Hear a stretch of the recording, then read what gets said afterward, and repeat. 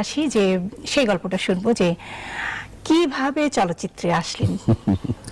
এটা যদি অনেক পুরনো গল্প। হ্যাঁ। এটা হচ্ছে হঠাৎ করে চলচ্চিত্রে আসা। আমার প্রথম ছবি ছিল প্রয়াত চিত্রনায়ক জসিম ভাইয়ের বাংলার নায়ক ছবিটা।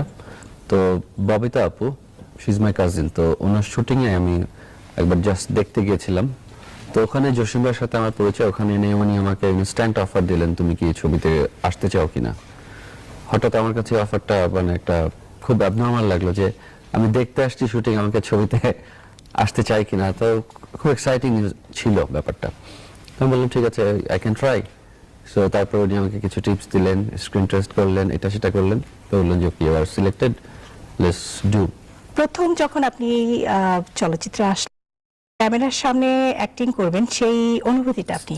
প্রথম যে অনুভূতি, আমার আজকেও সেই একই অনুভূতি। ক্যামেরার সামনে আসলে একটু বুকের ভেতরে কেমন যেন ধুক ধুক ধুক ধুকটা বেড়ে যায়।